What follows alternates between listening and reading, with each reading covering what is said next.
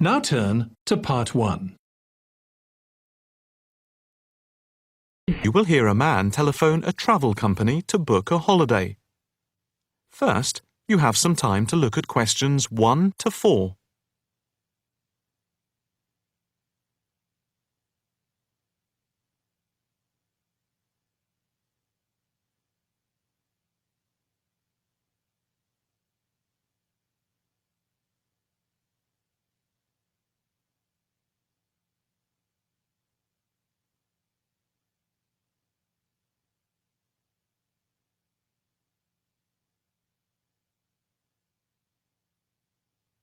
You will see that there is an example which has been done for you. On this occasion only, the conversation relating to this will be played first. Good afternoon. Italia Breaks. My name's Margaret. How can I help you? Hi. I'd like to book a short break in Italy.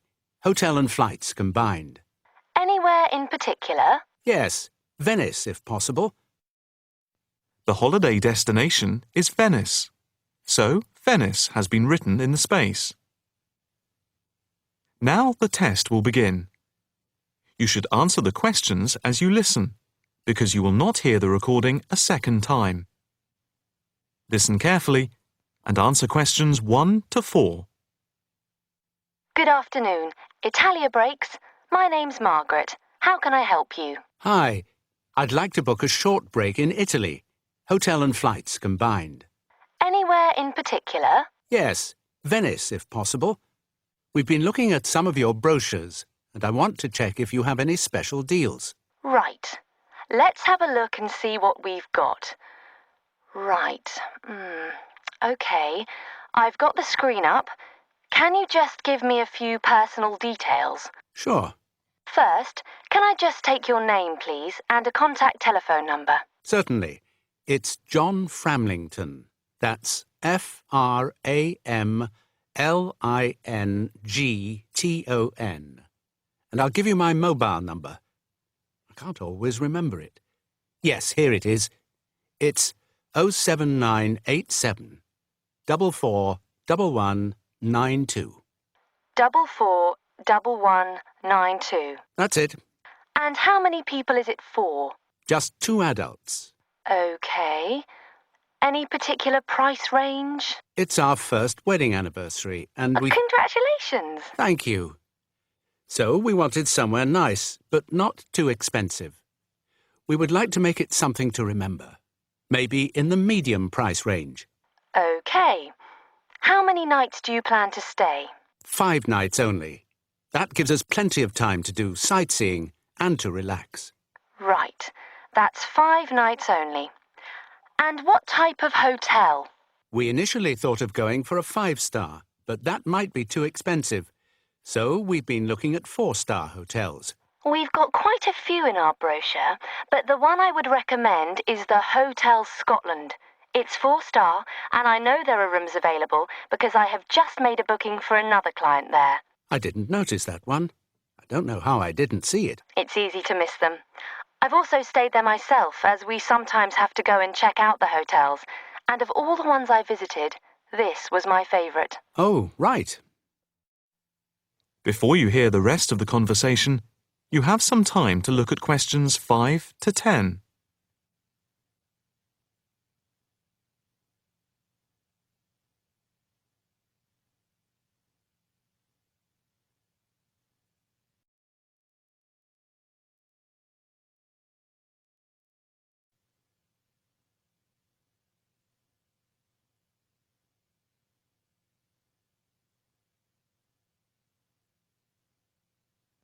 Now listen and answer questions 5 to 10.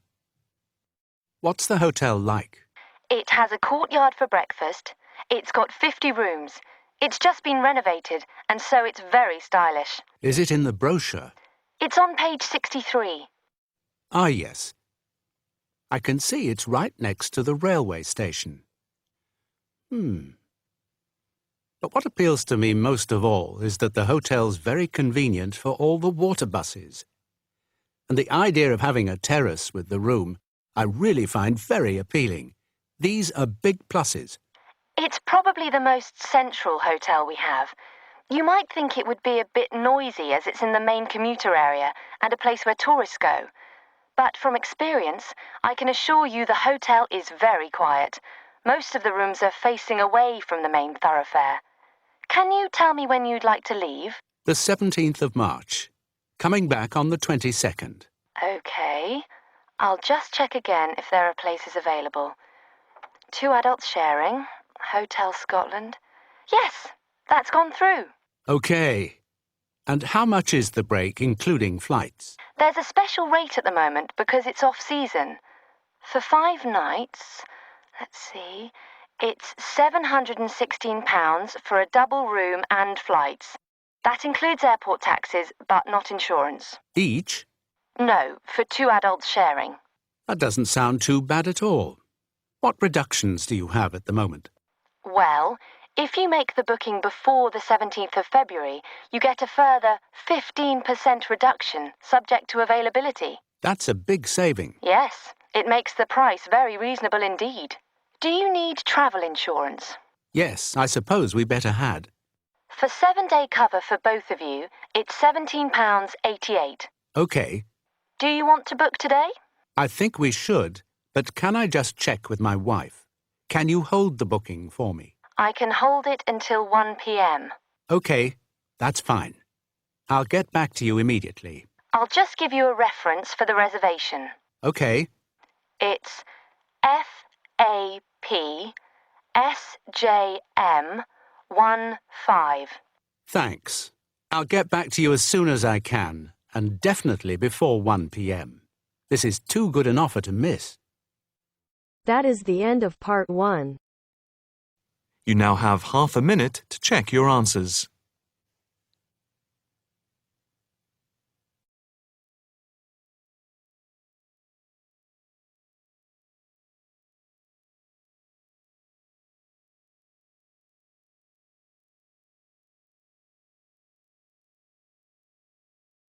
Now turns to part 2. Part 2. You will hear a guide giving instructions to a group of international students in Canada preparing for a whale-watching trip. Before you hear the talk, you have some time to look at questions 11 to 16.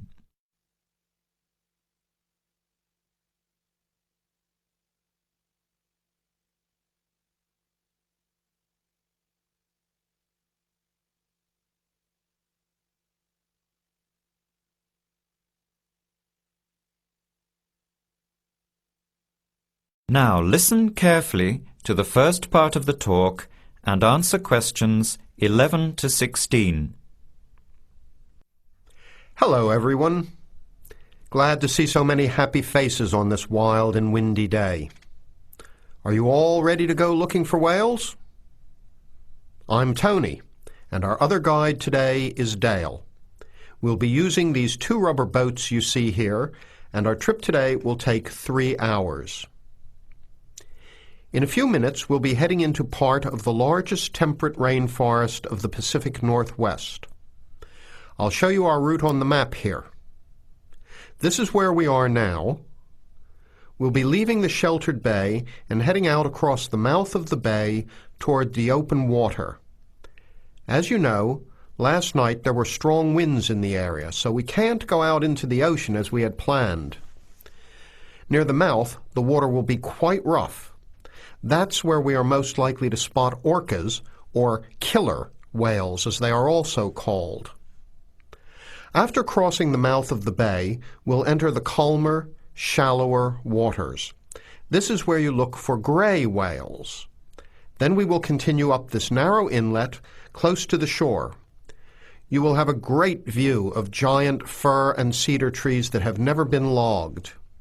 Here is the place to watch for wildlife. You are likely to see bears along the shore and eagles in the sky overhead. Right at the back of the inlet here are the hot springs where we will be stopping for an hour. You can have a soothing soak in bubbling hot water before the return trip. I'll tell you a little bit about the whales now because with the noise of the wind and the engine, you won't be able to hear much out there. As we head out in the boat, we will probably see dolphins first. They are a grey colour and quite small, 1 to 2 meters long. They will swim right beside the boat, racing along and sometimes jumping out of the water just ahead of us. They swim very fast, and they are playful and curious. They're really fun to watch. The next ones we'll see are orcas, or killer whales, which are actually members of the dolphin family. They are 7 to 8 meters long, very fast, and they have sharp teeth. Some stay in these waters all year round. We identify them by the distinctive black and white color. They feed mainly on salmon in these waters, but the orca diet can include seabirds, seals, dolphins, and other mammals. They can be fierce hunters, and this is why they are called killer whales. We should start watching for them as soon as we get out toward open water. We're likely to spot the orcas from a considerable distance. Watch for the black and white marking and mist spouting from the blowholes on top of their heads. Just outside the inlet is where we will probably see gray whales. The grays are migratory. They pass through here twice a year, moving from far in the north where they feed to the warm southern waters where they breed. You are very lucky today because several have been reported in the area. Unlike the orcas, grays are solitary, except when you see a mother with a calf. The gray whales are much longer and heavier than the orcas, 14 meters long and weighing up to 30 tons. The gray whales are filter feeders, gathering tiny ghost shrimp from the sand at the bottom. We recognize grays from their tail fins because each one is different. Once we find the whales, we'll come up as close as we can safely. We are allowed to approach the whales no closer than 50 meters, but that feels pretty close when you are in the presence of animals this big. You'll see mist coming out of the blowholes when they breathe out, and you'll hear a loud hiss. If we are downwind, we might even be able to smell them, a strong, fishy smell. Before the talk continues, you have some time to look at questions 17 to 20.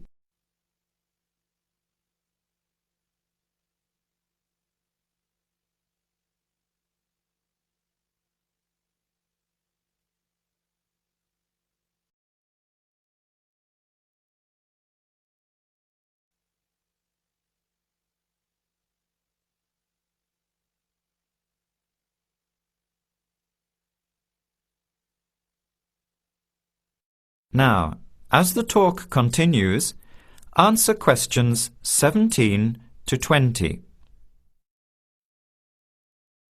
Now, for just a few words of caution. It will be quite bouncy out there, especially in the front of the boat. If you want a smoother ride, stay in the middle of the boat, close to the engine. Hold on to the ropes and keep an eye on any big waves. Be alert so you don't get thrown out of the boat. In case of an emergency, you are all wearing survival suits. They'll keep you warm and dry in or out of the water. They are bright orange for visibility. The water temperature is around 8 degrees. Without these suits, you would only last a few minutes in this cold water. With these suits, your survival time is increased dramatically. They will keep you upright in the water even if you can't swim. But we don't expect anybody to end up in the water, so don't worry. Now, are there any questions? I'm afraid of getting seasick. Right. I was just coming to that. If you think you might get seasick, take one of these patches and put it on your arm at the wrist, like this. It works on pressure points of the body and will relieve seasickness without the drowsiness you can get from pills. Are there any other questions? All right then, let's start loading up the boats. We leave in 5 minutes. That is the end of part 2. You now have half a minute to check your answers.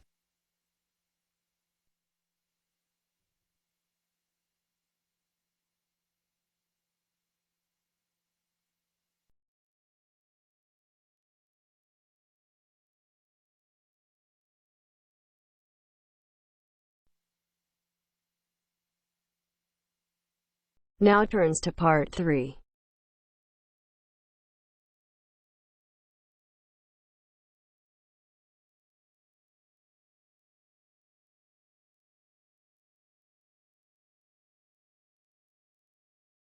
You are going to hear a conversation on animal protection. First, you have some time to look at questions 21 to 25.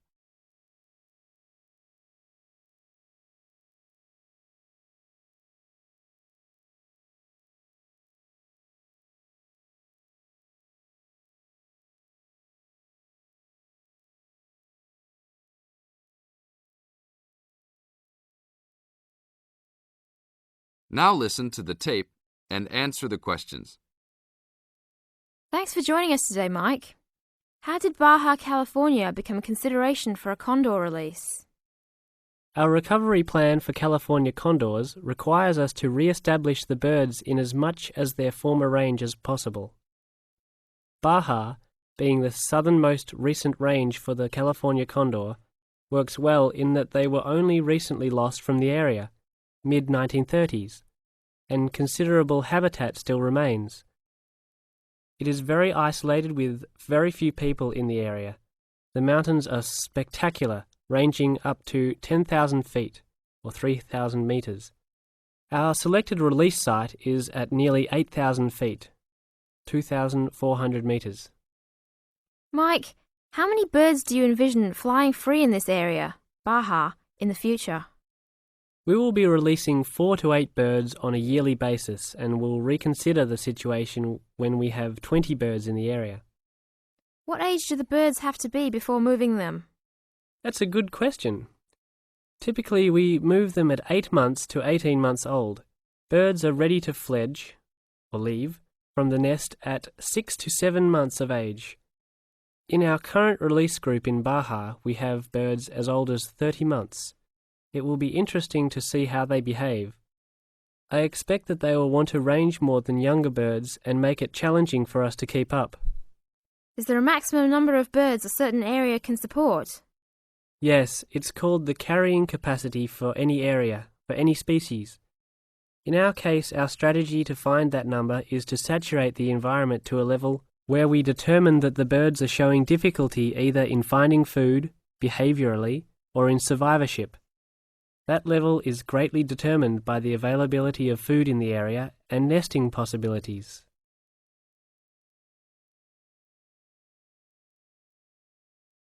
Now look at questions 26 to 30.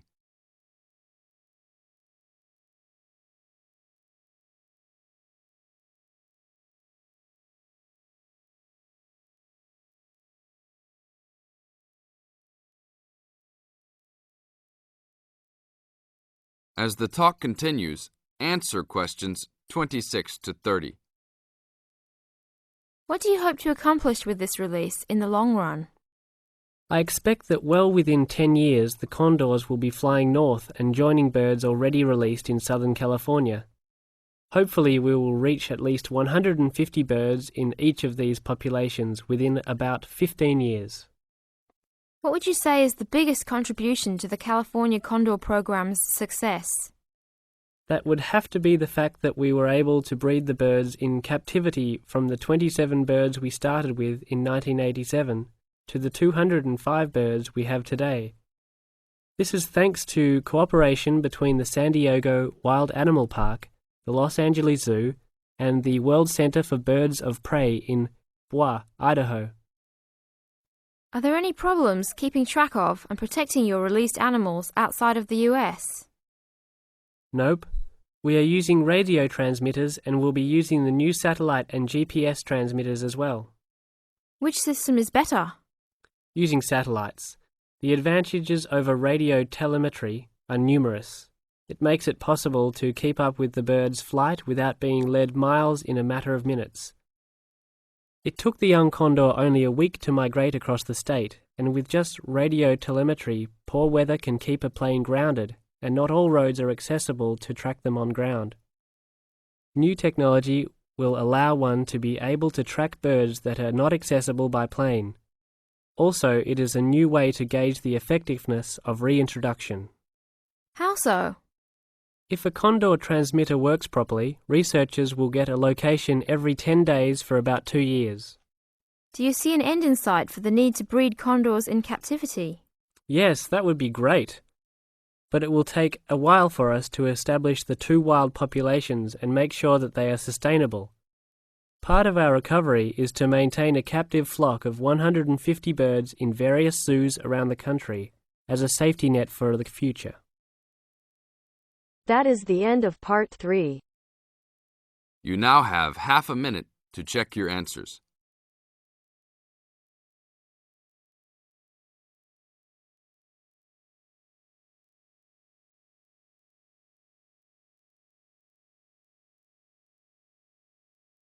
Now turns to part 4. Part 4. You will hear an extract from a talk about preventative medicine. Specifically, how students can look after their own health. Listen to what the speaker says and answer questions 32 to 40. First, you have some time to look at the questions.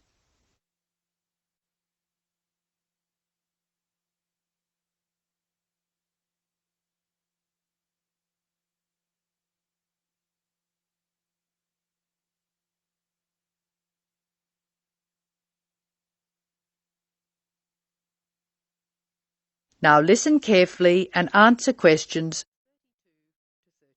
36. Good morning. I'm Dr. Pat Parker, and I'm here to talk to you about preventative medicine in its widest and most personal aspects. In other words, I'm here to tell you how the patient should wrest control of their health away from the practitioners of medicine and take charge of their own medical destiny. I want to talk about staying out of the hands of the doctor. When the patient takes responsibility for her or his own health, and let's decide the patient is male for now, men are in fact more at risk than women anyway, when the patient takes over his own health regime, he must decide what he wants to do. The first thing, of course, is to give up the demon nicotine. Smoking is the worst threat to health, and it's self-inflicted damage. I have colleagues who are reluctant to treat smokers. If you want to stay well, stay off tobacco and smoking in all its manifestations. Our department has recently completed a survey of men's health. We looked at men in different age groups and occupations, and we came up with a disturbing insight. Young men, particularly working-class men, are at considerable risk of premature death because of their lifestyle. As a group, they have high risk factors. They drink too much alcohol, they smoke more heavily than any other group, their diet is frequently heavy in saturated fats, and they don't get enough exercise. We then did a smaller survey in which we looked at environmental factors which affect health. I had privately expected to find air or water pollution to be the biggest hazards, and they must not be ignored. However, the effects of the sun emerged as a threat which people simply do not take sufficiently seriously. Please remember that too much sunlight can cause permanent damage. Given this information, and the self-destructive things which people, particularly young men, are doing to themselves, one could be excused for feeling very depressed. However, I believe that a well-funded education campaign will help us improve public health standards and will be particularly valuable for young men. I'm an optimist. I see things improving, but only if we work very hard. In the second part of the talk, I want to consider different things that you as students can do to improve your fitness.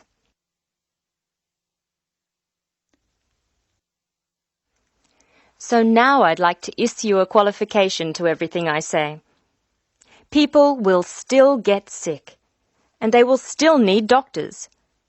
This advice is just to reduce the incidence of sickness. It would be great if disease were preventable, but it's not. However, we have power. In the late 80s, the Surgeon General of the United States said that 53% of our illnesses could be avoided by healthy lifestyle choices. I now want to discuss these choices with you.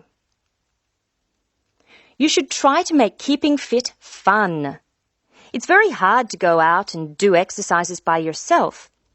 So it's wise to find a sport that you like and play it with other people. If you swim, you can consider scuba diving or snorkeling. If you jog, try to find a friend to go with. If you walk, choose pretty places to walk or have a reason for walking. Your exercise regime should be a pleasure, not a penance. The university is an excellent place to find other people who share sporting interests with you, and there are many sports teams you can join. This, unfortunately, raises the issue of sports injuries, and different sports have characteristic injuries. As well as accidental injuries, we find repetitive strain injuries occurring in sports where the same motion is frequently performed, like rowing and squash. The parallel in working life is repetitive strain injury which may be suffered by typists or other people who perform the same action hour after hour, day after day. In this context, therefore, the most important thing to remember before any sport is to warm up adequately. Do stretching exercises and aim at all times to increase your flexibility. Be gentle with yourself and allow time to prepare for the game you have chosen to play. Don't be fooled by the term warm-up, by the way. It's every bit as important to do your warm-up exercises on a hot day as on a cool one.